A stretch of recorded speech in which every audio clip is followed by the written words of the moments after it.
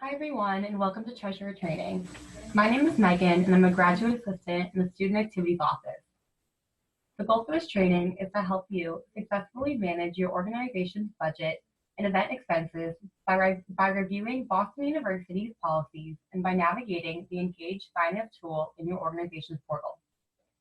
Today we will cover how to access Engage Finance, how to make a funding and purchase request, the general submission timeline, financial responsibility, special initiative requests, who are our approved vendors, how to pay external vendors, the difference between contracts and honorarias, and deficits. Let's get started. To start, we're going to review how to navigate the finance tool on Engage. In order to get to your finances, first go to your organization's homepage. Then click Manage Organization and go to your User Toolbox to the Finance tab. Please note that the President and Treasurer are currently the only two members of your organization that have access to edit the Finance tab on Engage, but any member can come into the Student Activities Office to make a purchase with an activities consultant. Once you get to the Finance page, you should see three different tabs: Purchase Request, Funding Request, and Accounts. The Purchase Request tab is where you will find the status of a purchase you made through the Student Activities Office. The Funding Request tab is where you will find the status of your funding request from the Allocations Board each semester. You should not see anything yet because previous requests were made on OrgSync. In November, when you request funds for the spring, this is where you will find the status of your funds. Finally, under the Accounts tab, you will find your organization's account and your available balance. You can click into the Accounts tab to also see transaction history and current requests. Once you request funds from the Allocations Board and they are approved, they will be deposited into this account. Unlike previous years, your revenue funds and your Allocation Board funding will now be in one central bank account. We are now going to cover how to make a semester funding request from the Allocations Board. In order to qualify funding from the Allocations Board, you must be a Commonwealth or Beacon Group, an undergraduate organization, and in good financial standing with the Student Activities Office. You are not eligible for funding if you are a RHA or student government group, Bay State, Brookline, or Deerfield, or a graduate organization. We're now going to review how to fill out the form.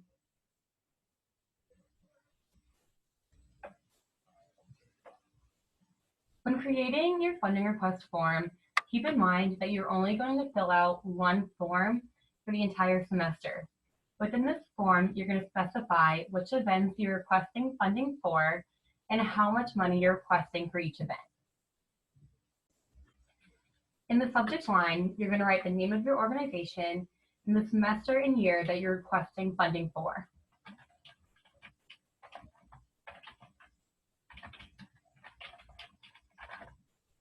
In requested amount, you're going to specify the total amount of money that you're requesting from the Allocations Board.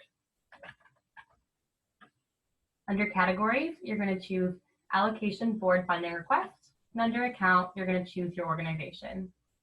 Please note that only your organization should show up under the account selection.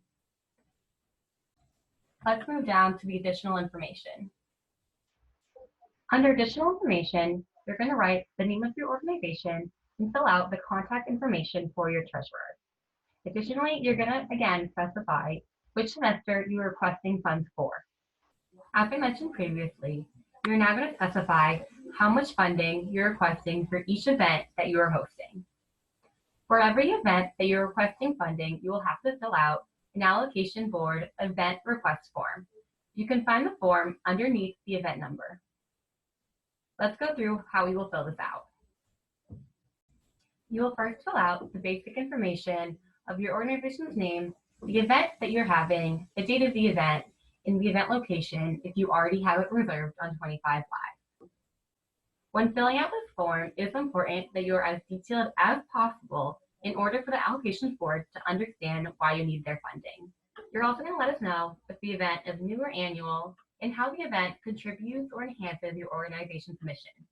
Additionally, what value does your event bring to the BU community? Under financial information, you're now going to break down the cost of your event. And how much you're requesting from AB, this is in regards to this one event, not the total amount you are requesting. So how much out of the total is for this one specific event? If you're planning to put this money towards package setups, including FMP or SPS, let the allocation board know here. Also, if you have funds in your account currently and plan to use it for your event, let the allocations board know. This includes ticket revenue, donations, and fundraising. For total event costs, you're going to put the total amount you think your event will cost. This is different than how much you're requesting from the allocations board. Scrolling down to financial information continued, you're going to put down your group's current balance. The allocation board is going to look at this when deciding whether to fund your event or not. If you plan to fundraise for your event, please provide a timeline and a plan for the fundraiser. When do you plan on having it, and how much money do you think you will raise? If you plan to have an outside sponsorship from a department, organization, or company, please list them here so the allocation board can make sure that they are in line with the Boston University policies. Also, if you're planning to donate any proceeds from your event to a charity, please specify here. The last part of this form is to talk about who your event is for. If you are planning to sell tickets and you are selling tickets to non-BU community members, make sure that that price is higher than the price for undergraduate students. This is because our undergraduate students are going to benefit from the undergraduate student fee.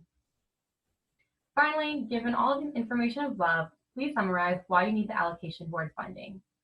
Here, it's important if you currently have money in your account but you're requesting additional funds from the allocation board, please specify why you're requesting more funds and where the funds you currently have are going. Again, it is really important to be as detailed as possible because the allocation board is going to look at this holistically when deciding whether to fund your event. You're going to need to fill out a different form for every event you plan on having. Go ahead and save it as a PDF and upload it with the event that it is referring to. If you're planning to have 5 different events, you're going to have to upload 5 different allocation board funding requests. If you have any questions as to what the allocation board will and will not fund, you can check out their handbook on the Student Activities website. You can find the handbook under your group benefits, group files and forms, and then to allocation board and the allocation board handbook. It is a great resource to utilize when filling out the AB funding request. We are now going to move on and learn how to make a purchase request. Let's assume that your funding request has been approved and your funds have been allocated to your account. You now have 2 options to purchase items. The first of which we will cover in a moment, is to create a purchase request. The other option is to meet with a representative of the Student Activity Business Office. Let's create a purchase request. You will use the purchase request form for all purchase-related transactions. This also includes reimbursements, charitable donations, honorariums, etc.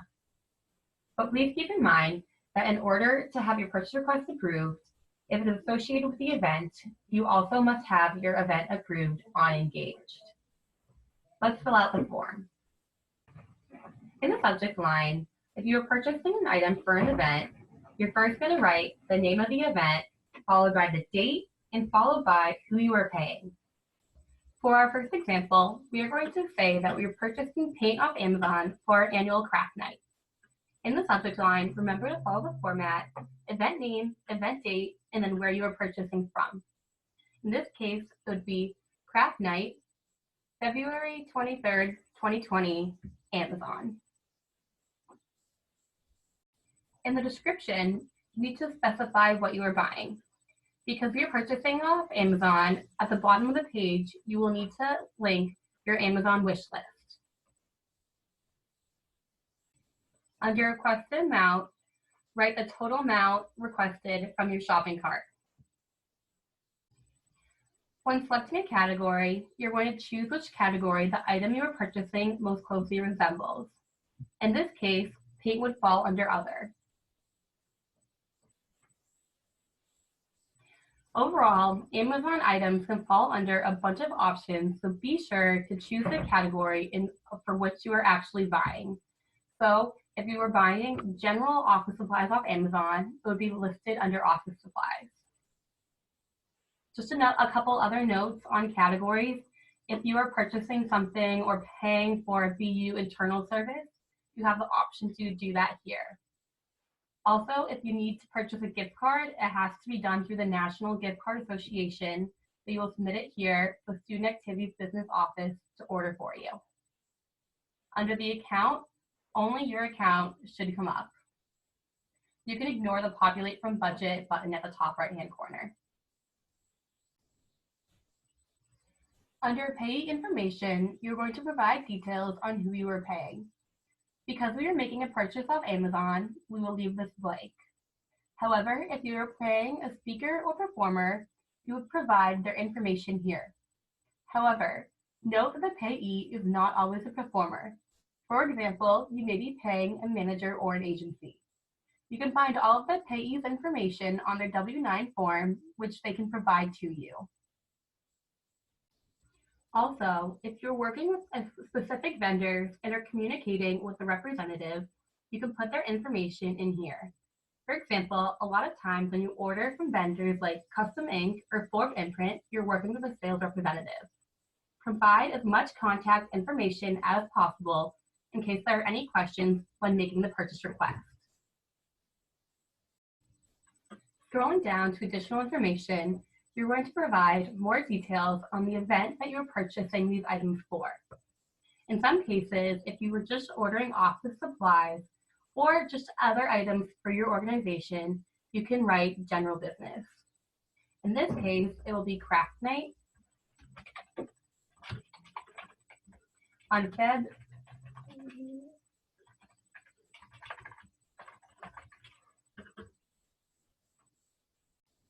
Again, when it is applicable, you need to fill out additional contact information if you are paying a person. In this case, we will leave it blank because we are purchasing off Amazon. Finally, under category for the payee, because you're purchasing something off Amazon, it would go ahead and fall under outside vendor. But you also do have the options if you're paying a performer or speaker to let us know that here, or if you're paying anyone from BU, either that be an internal service provider or a student or faculty member. Scrolling down, the last thing you need to do for purchasing off Amazon is uploading your wish list. Make sure that your wish list is public in order for us to go in and see what you want to buy and make those purchases. If your wish list is private, we'll be unable to do so. That concludes the purchase request for an Amazon order, but we're now going to go ahead and take a look at the form again and go over a couple more aspects. We are now going to go over how to make a purchase request for a reimbursement. Like the subject line for a purchase request, you're going to start with the event name, followed by the event date, but then add reimbursement and the person who's being reimbursed. We're going to stick with our paint party example, but if you are requesting a reimbursement for general business, you would just go ahead and write general business, followed by the date you made the purchase instead. So let me show you what this looks like real quick. So say you were being reimbursed for general office supplies. This is what your subject line would look like. I'll now show you what it will look like for the paint party reimbursement. Again, make sure you write the event name, the event date, reimbursement, followed by who is being reimbursed. Under the description, write a brief summary of what you are being reimbursed for. Then again, the total amount that you are being reimbursed for and then the category. In this case, reimbursement would fall under other. When you choose your account, again, your account should be the only one that comes up. So for the description, it can be something like, I need a reimbursement for buying paint for our craft night on February 23rd. And then the requested amount, how much you spent. So let's say it was $15.23. And then the category and account as well. All right, let's go down to pay information. In this case, you're going to write down information of the member who is being reimbursed. The same guidelines apply here to as when you did or making a purchase request off Amazon. So again, under additional information, you're going to write your event name, the date, and then in regards to the primary contact of the paid organization, again, is the member's information for who is being reimbursed. Again, you're going to fill out all of this information, and then under the category for the payee, it would be a current BU student. So when a student is being reimbursed, you also need to make sure you put down their BU ID number in order for the payment to be processed.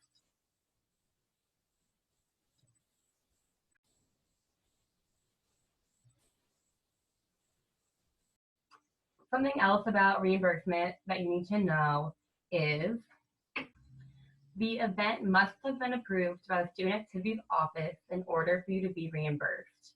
You need to upload an itemized receipt and all the event expenses that you want to be reimbursed for.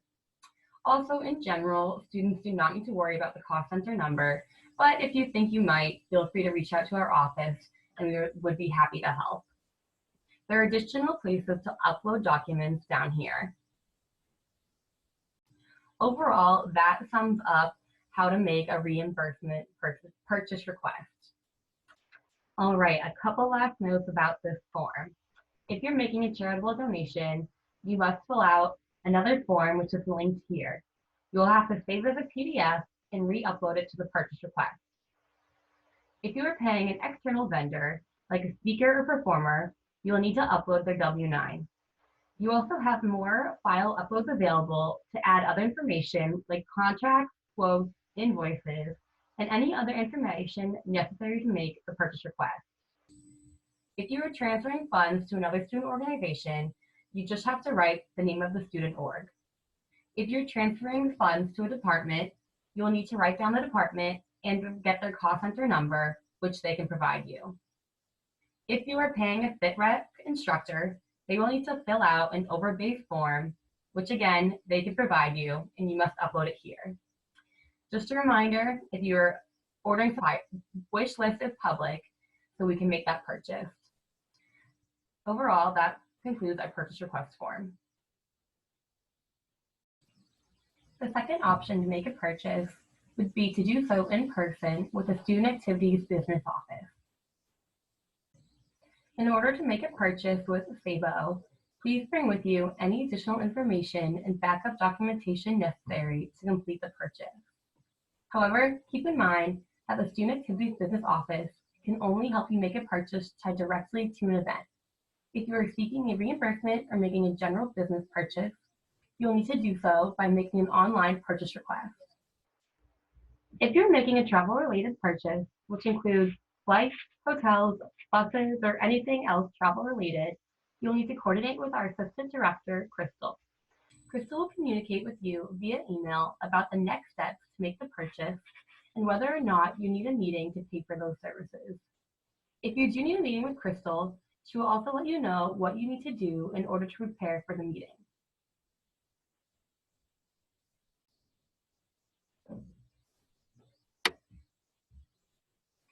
The best way to know if the business office has reviewed or approved your purchase request is to check under the Purchase Request tab.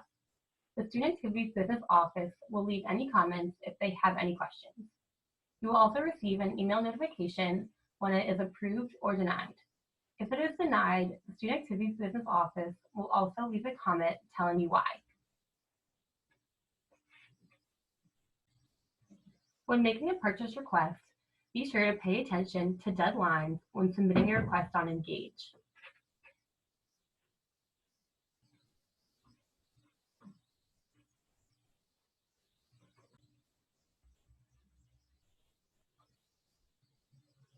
In general, we recommend making the purchase request 2 weeks in advance prior to an event. However, if you are utilizing a contract or paying for a performer or a venue, the deadline extends to 6 weeks or more. All internal BU service providers require 2 weeks notice in order to schedule their staff appropriately.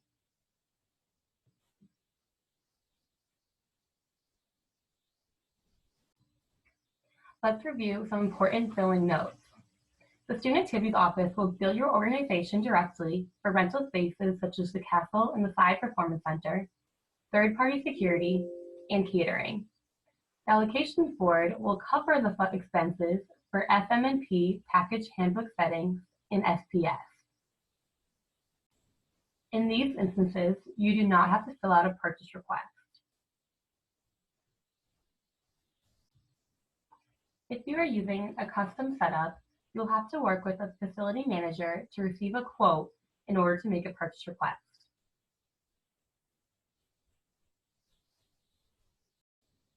Let's now review how to stay financially responsible and review some budgeting tips. When you are requesting money or making withdrawal, remember to stay price conscious and budget your funds. Keep in mind that some things will not hit your account right away, such as catering and rental spaces for BU. Be sure you estimate how many people will attend your event and the total cost of each individual. If you're using Eventbrite, be sure to factor in the 50-cent service fee for every ticket at ticketed events. However, this does not apply for events that are free. But it is important to keep in mind when you're determining the cost of your event. If you are hosting an event that is open to both BU and non-BU students, you must charge non-BU attendees a higher price than BU students. This is because BU students are benefiting from the undergraduate students fee. It is okay to charge non-BU students double the price. We also recommend always collaborating with other organizations. This is a great way to increase turnout and interest in your event, in addition to generating another financial resource. Overall, make sure you stay organized, plan ahead, and submit requests with plenty of time. If you do not receive Allocation Board funding, we recommend you utilize other funding resources such as fundraising, dues, entrance fees, and sponsorships. Also, keep in mind that funding requests are due at the end of each semester for the following semester's events. In November, the Allocations Board will hear requests for the spring. In March, the Allocation Board will hear requests for the fall. This way, funds will be available at the beginning of each semester. If you think you're going to need help creating a budget, feel free to make an appointment with a student activities consultant. We are now going to talk about special initiative requests. Special initiative requests are for events that were not foreseeable at the start of the semester. They are reviewed on a case-by-case basis, and student groups can only receive funding for 2 special initiative requests a year. Funding policies are identical to the regular semester budget request, but there is no guarantee that these events will be approved. So say one of your members has an idea, or you have developed an event that you want to put on but did not request funding for, the special initiative request would allow you to request funding for such event.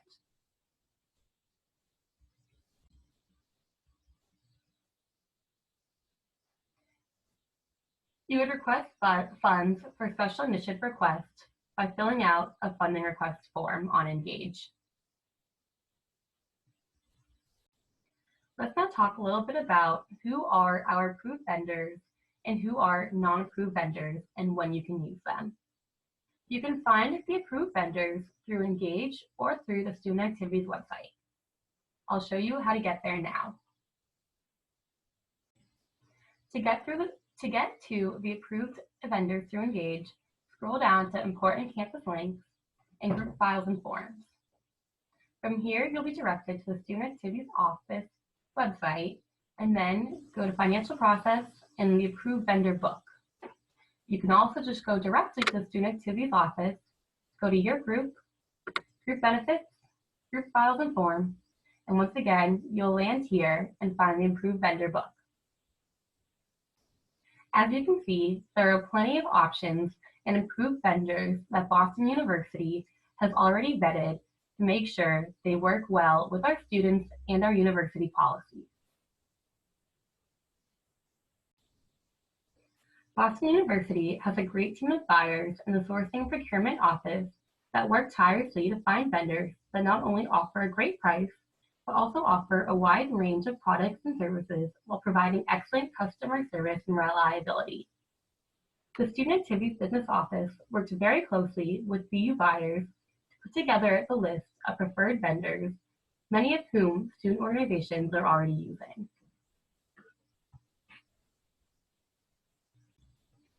While we encourage you to use preferred vendors, there are certainly categories of expenses that are open for you to use any vendor. Please note that the payment process is often faster and smoother for approved vendors, and the use of any non-approved vendor is at the discretion of the stable staff. Categories that you can use any vendor are entertainment, for example, the Red Sox or Celtics games, hotels and event venues, industrial, materials and tools, film screening license, costumes, photographers, performers, etc. However, you will have to work directly with the Student Activities Business Office for this. We are now going to talk about performer contracts. Performer contracts are used when your organization is hosting a performer, a DJ, a speaker, competition judge, etc. If a fee is involved for the performer to attend, you must have a contract. However, unlike previous years, student organization groups will now fill out an Excel sheet for the Student Activities Business Office to then turn into a contract. The Excel sheet can be found on the Student Activities website under Files and Forms and On-Campus Event Planning. It is your responsibility to negotiate all of this information and provide it to the Student Activities Office. You will also need to get all proper documentation like the W-9 form and contact info.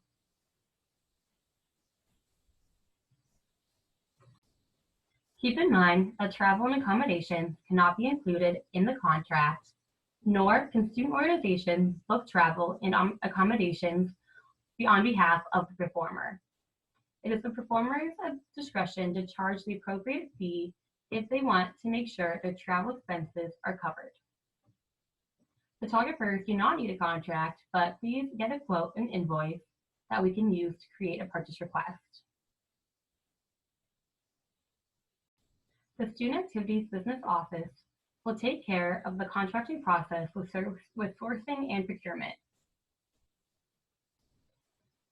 Also remember, students should never sign a contract on behalf of Boston University or their student organization. If you had a speaker or lecturer attend your event free of charge, they may be eligible for an honoraria. An honoraria must be approved by the Student Activity Business Office. It is an unexpected thank you for their time. However, performers and DJs are not eligible to receive an honorarium based on Boston University policy. Instead, they must have a performer contract. Boston University faculty and staff are also not eligible. If a speaker or lecturer requires a fee in order for them to attend the event, they are not eligible and also must have a performer contract. Please check with the Student Activities Business Office before you offer any individual an honoraria. Additionally, it must be requested through Engage through the form found on the Student Activities website. You will need their W-9 and contact information to upload in a purchase request in order to receive an honoraria. It takes about 2 weeks to process and should only be requested post-event. Speakers and lecturers are also not allowed to request one themselves. The honorarium request form can be found here. Keep in mind, you will need to fill out all of this information in order to get the honoraria request processed.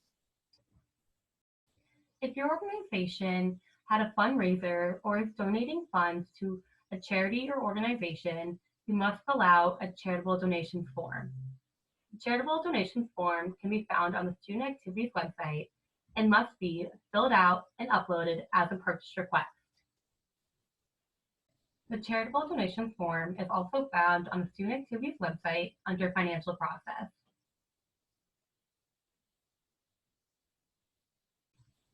In the charitable donations form, you must communicate how much of funds you used from the allocations board and how much you received in income. From there, the total donation amount will be calculated. We are now going to talk about deficits. A deficit is when your organization needs to spend more money than it currently has in its account on an event. However, you are expecting to make a profit from the event to pay for the expenses incurred. Only Commonwealth organizations are allowed to go into deficit, and it must first be approved by the Student Activities Business Office. Deficits also happen on a case-by-case basis. If your deficit is approved, you'll need to fill out a deficit agreement form, which can be found under the Forms tab on Engage. You'll need to attach this form to all purchase requests associated with the event. After your event, you have 10 business days to pay back your deficit. Failure to do so will result in a freeze on your account. Let's talk about on-campus services. On most occasions, you will not need to add a purchase request for an on-campus service, but sometimes it may be necessary. For example, if you are using Let's, they will give you a quote so you can create a purchase request. From there, the Student Activities Office will generate an internal service request payment. Sometimes service providers may ask you for the ISR number, and just know that the Student Activities Office has created that for you and can provide it upon request. That is similar also for FMNP. If you are using FMNP for a space that does not have a prepackaged handbook, you'll have to work directly with the facilities manager to receive a quote. From there, an FSR will be generated and attached to your event form. An FSR is a confirmation number from facilities acknowledging that they received your request. If you cannot find the FSR, reach out to the Student Activities Office and we will be able to provide that for you. We're going to conclude this training by checking out where you can find all the resources, files, and forms for your organization. Most of the forms can be found on the Student Activities website. You can either get here by going to bu.edu/SIO and then to your group benefits, and group files and forms, or through Engage under Campus Links. Additional forms may also be found under the Forms tab at the top of your homepage. If you have any questions, feel free to email sao@bu.edu or come into our office at 1 University Road. This concludes the Treasurer training. Thank you.